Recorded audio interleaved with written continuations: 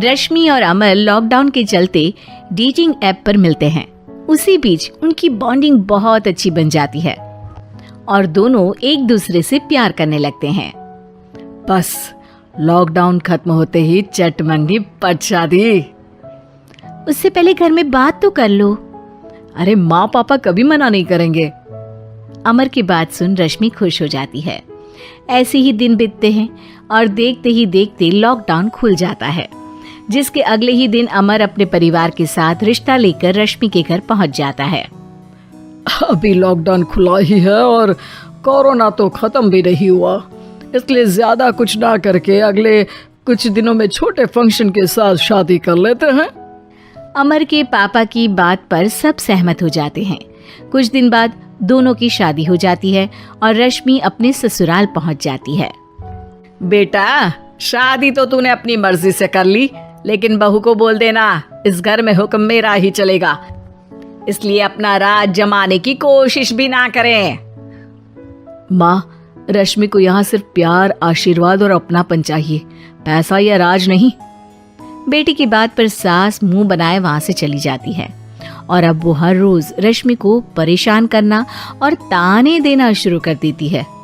देखो, ये है आजकल की लड़की, इंटरनेट पर लड़कों से बातें करते हुए इन्हें शर्म भी नहीं आती, और यहाँ तो देखो कितनी सीधी सुशील बनकर दिखा रही है।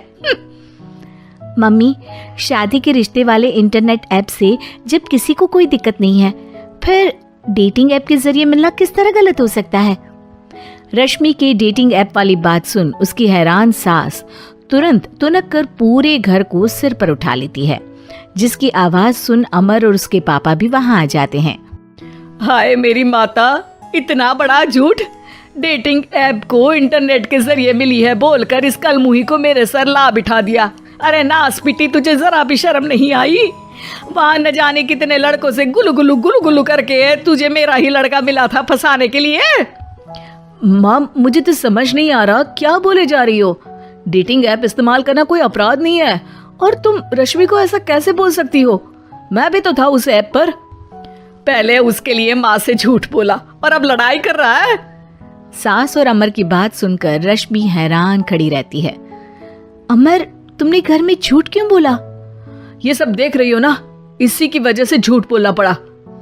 एक तरफ अमर और रश्मि की ये बात चल रही होती है, वहीं दूसरी तरफ सास का नॉन स्टॉप क्लेश सबको परेशान कर देता है।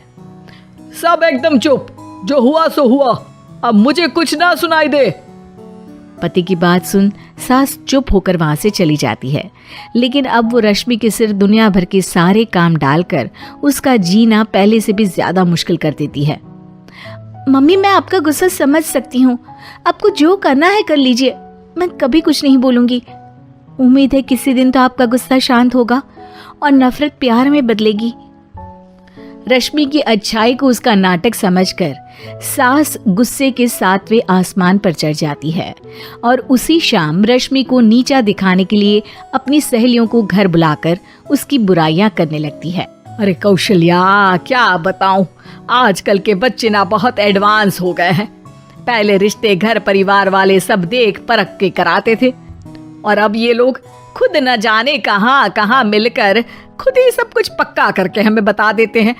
लड़की का कैसा दिन धर्म, कैसा ईमान, कैसा चरित्र कुछ नहीं पता, बस प्यार किया और घर लाकर बिठा देते हैं।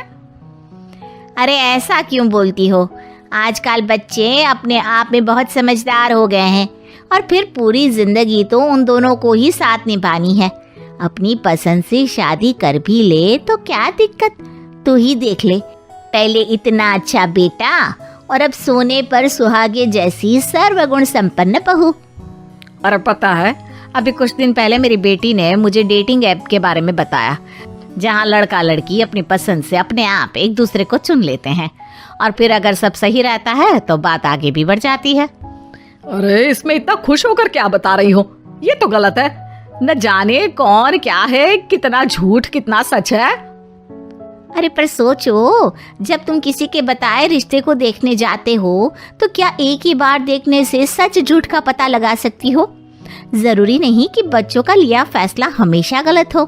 अरे बहुत बार हमसे भी तो गलत फैसले होते हैं ना।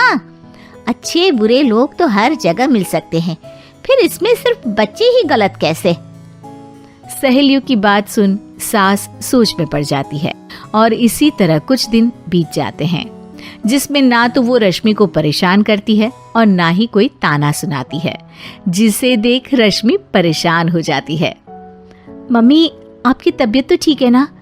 कुछ दिनों से देख रही हूँ आप मुझे कुछ बोलती ही नहीं। तो मेरा परेशान करना ज्यादा अच्छा लगता है क्या? नहीं, आपकी शांति उससे ज्यादा परेशान कर रही है।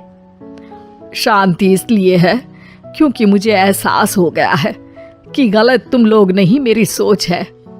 प्यार तो एक सुंदर एहसास और शादी खूबसूरत साथ है। अगर ये साथ सच्चा है तो कहीं पर भी किसी भी तरह जुड़ा हो, उससे कोई फर्क नहीं पड़ता। आप कौन है? इतनी अच्छी बातें मेरी पत्नी तो नहीं बोल सकती। क्या आप भी?